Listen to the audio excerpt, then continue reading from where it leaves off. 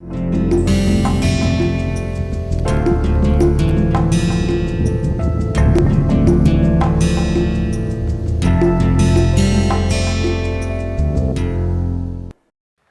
back. In the previous lecture, we talked about the foliated and non-foliated rocks, and this is one of uh, the best example of non-foliated rock, that is marble. And we are fortunate to have such a beautiful monument in India, which is completely made up of marble. And this is one of the reason, because the marble is quite hard as compared to the other other foliated rocks. Okay. So let us move ahead. This is again a very beautiful internal structure of from uh, from Agra. Probably not from Agra. This is from I think Red Fort. Okay. So this is the picture of that, again made up of marble, and the upper story here we are having, that is also made up of marble of Qutub Minar. And then we are having other examples which used the Makrana marbles from India. Okay. The temple in Birla Mandir in Jaipur, and then we are having the famous mosque in Abu Dhabi, and then we are having Victorian Memorial in Kolkata. So these are all monuments which were been made using the marble from Makrana marbles. Okay. So again, very quickly, if we look at the the increase in temperature and pressure, how it affects the formation of different type of rocks. So for example, the process here has been termed as, you are having diagenesis, you are having low grade metamorphism, and you are having high grade metamorphism. So when you have for example the shale, which is in sedimentary rock. So if you are having the shale here, which is a sedimentary rock, and when it is subjected to the low grade metamorphism, it will result into the formation of slate. Further, if you move towards the high grade metamorphism, or within high grade and low grade, you will have phyllites, and further maximum in high grade you will have schist and gneisses. Okay. So this is what we were talking about, the for wavy texture, and this we are having the schistose texture. So schistosity will be seen where you are having the slightly larger grains, and you are having the foliations of the platy minerals here. Okay. So you have the composition. If you take, you will have clay, then you are getting into chlorite, muscovite, and then biotite, mica, garnet, kyanite, and sillimanite. And then in most of these rocks you will have the quartz and feldspar, which has been seen. Okay. And then if you move from your left towards the right, you are getting into the high increase in metamorphism, that is increase in temperature and pressure. Okay. Getting from low grade to high grade metamorphism. And of course, this is the last point. If you go deeper into the earth, you are reaching into where the melting of rocks will start. Okay.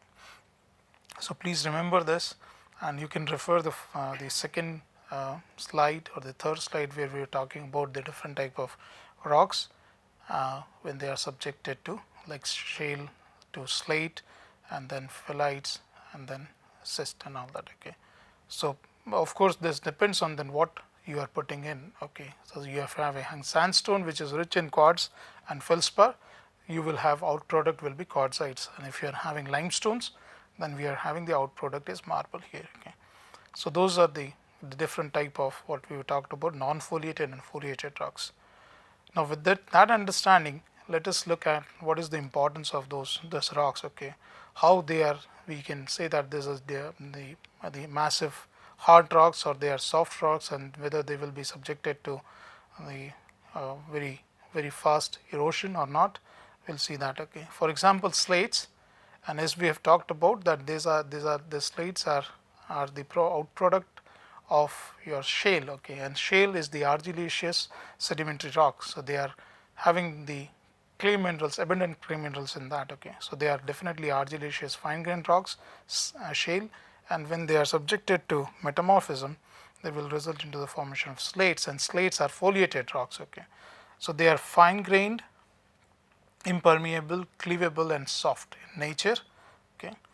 incompetent cannot withstand great load. Okay, so if you are having a coming across slates, you should avoid putting any heavy structure on that. Okay, but since they are impermeable and split easily, thin large size slabs of uniform thickness. Okay, this is because of its typical platy nature or the cleavable planes you are having. So you can excavate or extract the thin large size slabs. Okay, and which people have used for roofing purposes. So in many places or the many states, they use this as to put the roof as roofing purposes. Okay, economic importance, since they are bad conductor of electricity, used in electrical industries for switchgear boards and all that. Okay, now coming to gneiss. Gneiss rocks are rich in silica, and that is predominantly quartz and feldspar along with garnet, pyroxene and hornblende. Non-porous and impermeable nature increases the strength of the rock. So this is comparatively having better strength than this one. Okay, foliated characteristics to some extent improve the workability. Okay, so they are also easily workable. Okay, so as compared to what we see the gneiss is. Load perpendicular to the foliation. Okay, foliated planes give more strength or stronger foundation. Okay, so this is one advantage of this one. Okay, so load perpendicular to the foliations gives more stronger foundation, but if they are inclined, or if the load is inclined, then you will have problems. Okay, so if the foliations are like this and you are putting a lot of load here, then they will result into the slipping of that. So it may result into the slippery. But if you are having perpendicular and then you are having the load here, there is no problem in that sense. Okay. So if the mineral assemblages is more or less similar to granite with less mafic minerals. Okay, so they are having more felsic minerals here. The granites, mostly the igneous rocks, are having. So, and if you are having gneiss, which is granitic gneiss, it is also used as building stone. Okay, also aggregate for making concretes, as road construction, etc. Okay, and then you are having schist. So this we were talking about the granitic gneiss. Okay, so if the composition of the gneiss is very much similar to granite, then they can be used as a building stone for making concrete aggregates and all that. Okay, now coming to the schist, mainly composed of prismatic or platy minerals. Okay, schist. Okay, which contributes to development of the schistose structure. Example, the minerals are hornblende, tourmaline, sillimanite. Okay, and then you are having chlorite, muscovite, biotite, talkyanite and all that. So these are platy minerals. Okay. So cleavable nature of schist is the main reason for their weakness. Okay, so they are easily cleavable and hence they are incompetent in nature as compared to the gneissican slate. Okay. Then coming to the quartzite, as we were talking about, that the interlocking of the grains is very much and they are what we call very high, and what we call the granulostexture type we will see. So sandstone composed of quartz and feldspar mineral when undergo metamorphism will result into the formation of quartzites. Okay, so granulostextures, we have structures which we also term as granuloblastic textures or texture, makes them more competent rocks amongst all other metamorphic rocks. Okay, so they are massive, very hard. Okay, so metamorphic rocks, metamorphism sandstone results disappearance of the cementing material, bedding planes and fossils content, if any, in that. Okay, and then result into the formation of quartzites we are having, which is very much most competent rocks among the metamorphic rocks. So quartzites are compact, hard and strong than the parent sandstone also, because you don't see any pore space, everything has been squeezed out. Okay, so predominance of quartz makes the rocks very hard, suitable for road construction and concrete aggregates. Now if you look at nowadays, that most of the quarry you are having is they are trying to quarry the gravels, okay, from the older river beds, and in Punjab and all that, most of they are using the quartzitic pebbles, okay. So they are breaking into the aggregates and using that aggregates for the construction of roads and all that. So the roads which have been constructed using this aggregates, that is mainly of quartzites, okay, quartzite from quartzitic pebbles or quartzitic gravels will have more durability as compared to when they are been made, the roads are made using the aggregates which are from basaltic rocks or the igneous rocks, okay. So they act as in good foundations for the sea structures. So this is one of the best example of quartzite which we see, okay. So I stop here. So we have talked about the different type of rocks, and from my next lecture I'll start and talk about the seismic interior and related to earthquakes, and then we will talk about the seismic different type of seismic waves and the related hazards and all. So now this is another part of this course which is extremely important, and here we will talk about the interior of Earth. Partly we discussed when we were talking about the plate tectonics. Now we will talk about the seismic waves, we'll talk about the earthquakes and how different seismic waves are affecting when they are produced during an earthquake, okay. So interior of Earth we understand and we know that the interior of Earth is not homogeneous. It is having different layers and of different density and different composition. Now how seismic waves played an important role to identify and to know the interior of Earth, that is the interior of Earth is not homogeneous, but it is having different composition and different density. So this we discussed on that day during the initial lecture on plate tectonics, that we have the different material, even we have different like oceanic crust and the continental crust, and oceanic crust are heavier as compared to the continental crust. Oceanic crust are mainly comprised of silica and magnesium rocks, whereas the continental crust we have silica aluminum and silica magnesium rocks, silica and magnesium rich rocks, okay. So they are comparatively lighter, whereas the oceanic rocks are comparatively heavier. And then we are having different discontinuities between the major and minor layers within the interior. So if we divide the interior of Earth in the main sections, so what we are having core, mantle and crust mainly, and then we are having further class categorizations, or we are having inner cores, and then we are having outer core, and then we are having mantle, where the mantle comprise of lower mantle, then middle mantle or mesosphere, then we are having a stenosphere, and then we are having the lithosphere part, and the top part what we see is the crust, okay, the thin part over here. So we have different layers, and this were been identified using or with the help of the seismic waves, okay.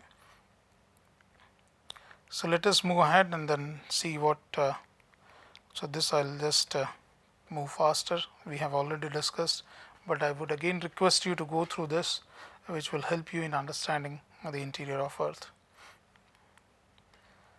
So as we go deeper into the interior of Earth, we understand the temperature increases along with the as we move towards the interior of Earth, and pressure also increases, okay. And these are the two graphs which shows the curves which shows the increase in temperature rise of the continental lithosphere, and here we are having the rise and the of the temperature when we look at the continental oceanic crust mainly, and this red one is your continental lithosphere. So seismic wave, basically we will see what different type of seismic waves are, okay. Now if we would have the interior of Earth as homogeneous, then any earthquake which would have triggered at any location, and the seismic would have traveled like this, okay.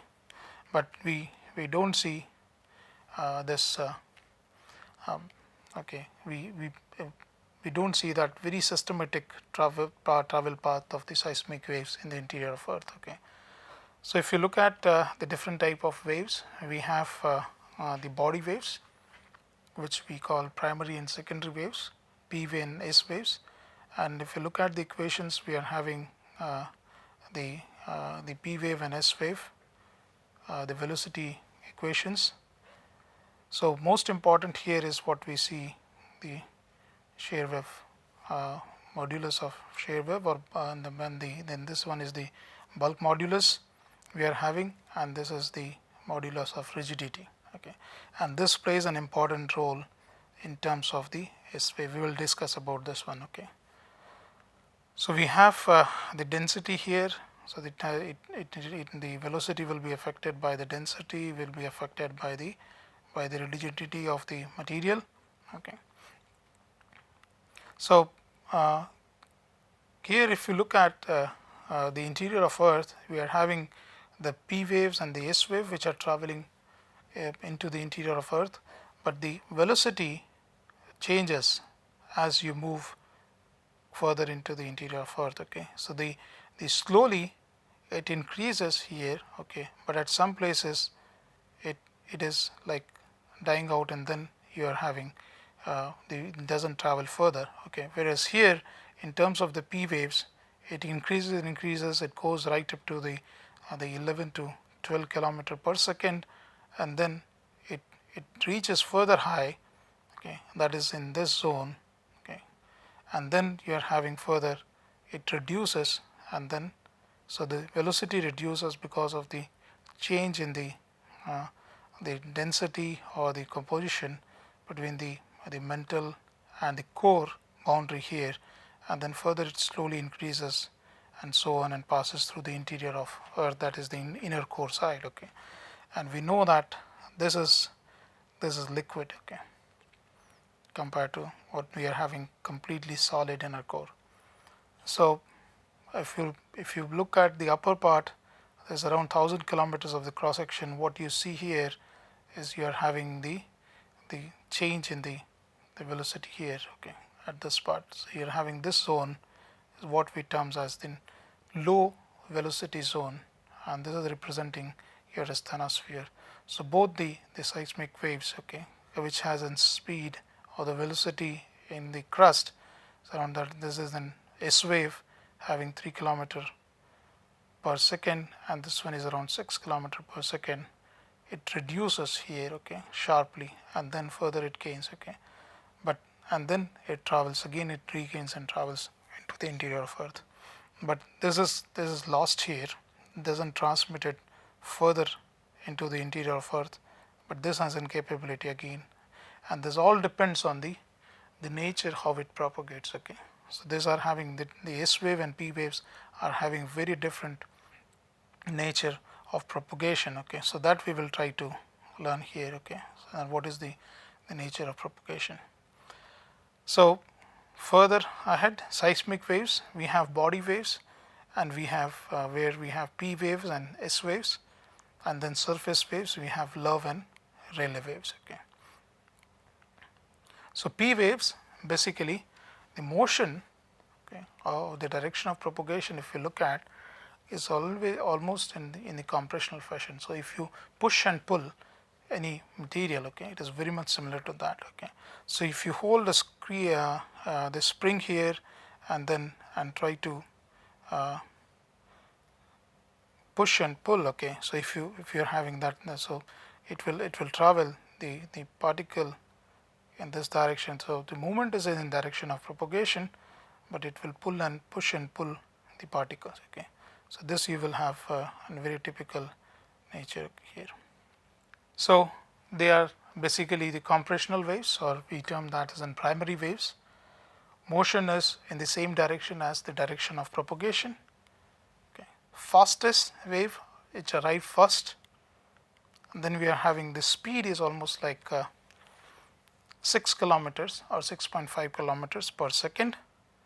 Okay, it pushes and pulls the ground. Okay, produces sound. So the movement It's like what the motion is very much similar to the sound wave. Hence, it will result into the it creates sounds when it is propagated into the atmosphere, okay, or within the Earth's surface. But you can hear the sound when these waves are propagating, okay. Can propagate through solid, liquid, and gas media, okay. So it can propagate through any medium. It is not having the restrictions of propagating through any particular medium because of its nature, okay. So it's produced. These are the typical very important points which you should remember. So these are the fastest waves. They propagate in the direction of propagation, or the motion is almost like in the same direction of the propagation. They pushes and pulls the ground, and they can propagate through any medium like solid, liquid, and gas, okay. Then another one is what we call the S wave, or we also term that as in transfer waves. So if you hold the rope and fix on the other side and wave up, okay, so it will travel in a very typical fashion, moving the rope up and down and then propagate in the direction of propagation, okay. So if this is the typical of what we see, the secondary waves, okay. So it will move the land surface up and down when it is moving, okay. So it is also termed as the shear waves, or the transfer waves, or secondary waves, okay. Motion is perpendicular to the direction of wave propagation, and the P waves were having almost in the direction of propagation. This is having the perpendicular direction and then arrives later because they are slow speed is slow, almost half, 3 to 3.5 kilometer per second, and moves the ground up and down, okay, and can propagate only through solid. So this here is the most important part where we were talking about the shearing part, okay. So shearing will not take place in liquid, hence it will not allow these waves to propagate further, okay. So there is a damping effect. The energy will be completely lost. It will not propagate further because of its nature of propagation, okay. So it shear, and the shearing is not taking place, whereas in the case of the P waves, we having push and pull, so it moves in the direction of propagation, and it can go through with a lesser speed.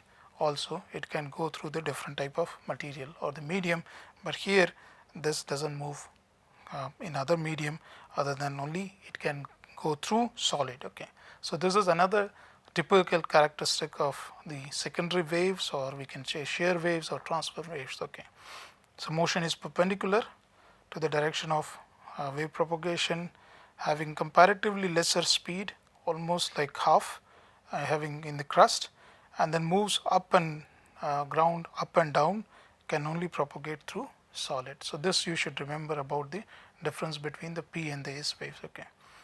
Now if you look at the interior of Earth, and if you, for example, say that the earthquake was triggered at 0 degree, okay, then what you will see is that propagation, as we have discussed, that not all waves will go through the interior of Earth, okay. Some are reflected, some are diffracted back, okay. So if you look at the this black lines, all are having, you are having the these are S waves and these are the P waves we are having, okay. So what we see, because the velocity of the P waves changes at the different contact, and the contact between the mantle and the outer core which is liquid in form, and so the S waves will not go through, whereas the P waves which are coming here slows down, and that what we call, it will be slightly deflected, and then we are having further refracted ones which are reaching at this in this location, okay. So only what we see, the arrival or the recording of the P waves in this area, we see is because of the what we are getting, the refracted P waves, okay. But no S wave we will be able to see in this region, okay. So no S waves are been seen here, only the P waves are been seen in this area. Okay, so what we term this region, so we are having like shadow zones. Okay, we say this as in shadow zones. So and this shadow zone from 103 to 180 is complete shadow zone of the S wave. Okay, so no S wave will be seen between like 103 up to 180. Okay, but between 180 and 143 you will be able to catch P waves, okay, which are refracted P waves. But again between 143 and 103, because of the deflection of the P waves, you will again not be able to see the P waves in this region. So the important is that we are having the shadow zones of the S wave. You are having from 103 degrees to 180, and you are having the shadow zone of the this is S wave, and then you are having P waves. You are having from 143 degrees to 103 degrees. Okay, so this you should remember about the shadow zones of different waves. Okay, so this is all like very well seen or observed when an earthquake is triggered at one location, and some stations will be able to record the partial P waves, whereas some locations or some stations will absolutely not been able to record the S waves in that region. Okay, so this is the example which we were talking about. So here we will not see any direct P waves, hence we term this as an P wave shadow zone, and then so that is 103 to 143 is the P wave shadow zone, and from 103 to 180 degrees we are having S wave shadow zone, because S wave will not go through the core, they are been deflected from the outer, that is the contact between the mantle and the core. So they will be seen only in this region, they will not be seen in this area. Okay, so we are not having any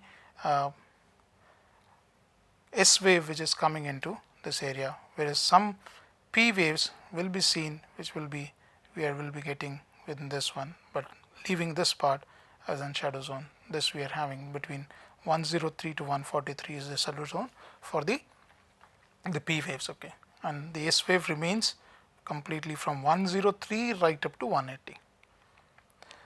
Now, for example, you trigger an earthquake over here. Okay, and then what will happen? Okay, so we are having the pink one is your S wave, and blue ones are your P waves. Okay, so the stations which are located here, this one here, okay, this one and this one, okay, will have they will record both P and S wave. Okay, and here what we see are some of the P waves are refracted, and you are having the B waves which are been reaching here. So stations which are sitting just opposite to this, what we have been talking between 143 and 180 will all receive your P waves. Okay, but no P waves here, no S wave here, right from this to this one. But these stations will be fortunate enough to receive all the waves. Okay, that is the P and S wave. So this is what we find and we observe when a big earthquake or even the smaller earthquake occurs on the earth. Okay.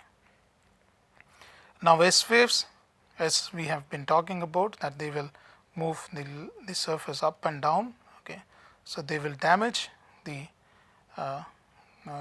civil structures which are sitting on the surface. Okay, so it will move surface up and down in the direction of propagation, and this is one of the example of 1999 Chichi earthquake of Taiwan, where you can see the passage of S wave across the area. Okay, so which resulted into so that up and down here you see because of the S wave, and this is the photograph of 2001 Bhuj earthquake in Kutch, which resulted into the preservation of the S wave. So waved up surface, if you take here, this is a bridge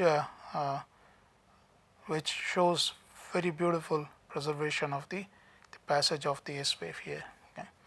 This is on the bridge and this is on the ground. We are having, so if you carefully watch this, there is an up here, down here, up here.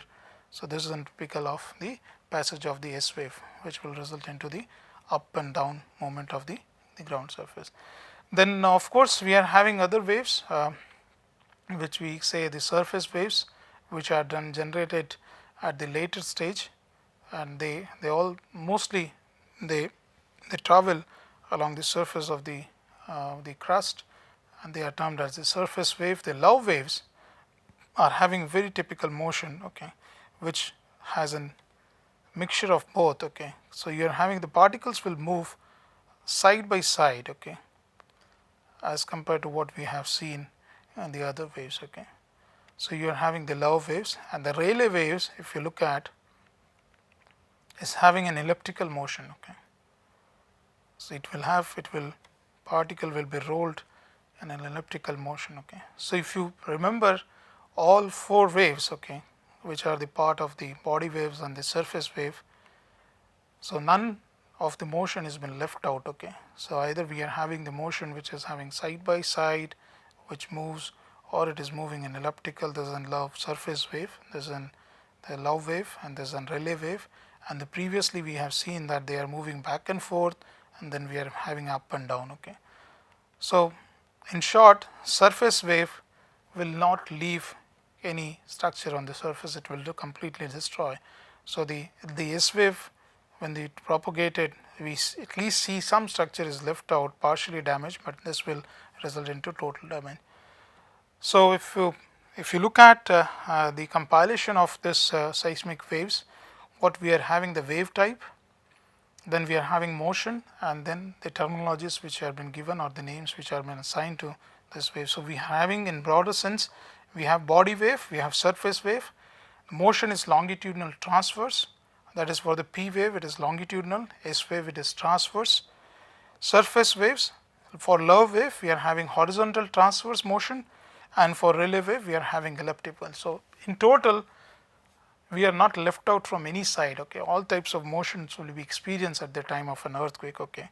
And also we try to remember the most important characteristics of the P wave is that it will produce sound, whereas and then again the P wave will not be able to pass through the liquid medium, okay. So this is again sorry, the S wave will not be able to go through that, okay. So if you look at, just refer to this part, this is an important sections which you should remember, okay, and then we can move ahead into the different, okay. So the S wave can only propagate through solid, so this you should remember. And the P wave, what we were talking about, the most important part is that it can propagate through all, okay. So P waves will propagate through liquid, gas and medium, gas medium, and then it has a typical characteristics of producing sound here, okay, whereas the other waves are, okay. So this will result into the motion back and forth, and this will move the land surface up and down, okay, passes only through the, and this we have talked about, so we'll just move ahead. So in short, if you look at the type of motions, we have been not left out with any kind of that, okay. We see all, okay, longitudinal transfer, horizontal transfer, and vertical elliptical. So this we experience at the time of the phenomena which we termed as an earthquakes, okay. So earthquake, in short, what are the earthquakes, which what the formation, or this is the process we termed as an earthquake is that sudden release of stored energy which will result into the vibrations, okay.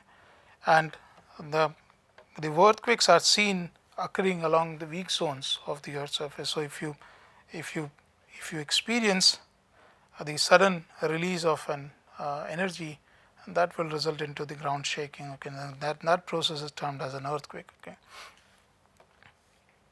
So this is an example of the very famous fault system. We will talk about this in our the following lectures, what are different type of faults, but these are the weak zones on the Earth's surface. So whenever there is an earthquake, there is a displacement of the within the crust. Okay, so rocks are moved and they will have some sort of a displacement experience during an earthquake, and that displacement is will be manifested on the surface. So manifestation of the crustal deformation along the on the crust are termed as fault lines. Okay, so this we will see what are the different type of fault lines and all that. This is a famous fault line of what we say San Andreas fault system in US. It's again the same photograph which shows that over the time when there is an because the earthquake is a repeated process which will keep recurring again and again along the weak zone, and it will keep deforming the land surface. Okay, so the movement which get preserved on the Earth's surface along a typical weak zone which we term as a fault line. And here what has happened is that there was an earthquake or the displacement or the deformation which has been manifested on the surface has displaced the landforms over the surface, Earth's surface, and the landforms are on this displaced or deformed landforms are preserved. For example, here even the streams which are flowing are deflected because there is a movement along the fault which is moving in the boundary over here. Okay, there is the boundary between the two blocks, okay, which have moved. So this block has moved towards us and this block has moved away from us, resulting in the deflection of the streams. So these are all deflected streams we can see here. Okay, so this is the longest one we are having, and then we are having the shortest ones here. Okay, and then this is a fault line which we can see on the Earth's surface. So this is a best example which has been explained in the USGS site, that how we can look at and try to understand that how earthquakes occurs. Okay, so if you can take your both the palms and try to push towards each other and try to slip it. Okay, so of course you are having the friction along this, and then sudden release or you can say the slip along this will produce some jerks on your in your hand. Okay, and those vibrations are your earthquake. Okay, so whenever there is the pressure is there within the earth crust, when we are talking about the two continental or oceanic continental plates are colliding or subducting, then you are having the compression which has been developed on either side, and then over the time the strain will be developed, and sudden release of the strain along these weak zones will result into the vibrations. Okay, and that sudden release of the strain is the process what we called the earthquake. So I'll stop here, but I'll start with this topic in the next lecture, and we'll talk more on the earthquakes and the seismic interior of Earth. Thank you so much.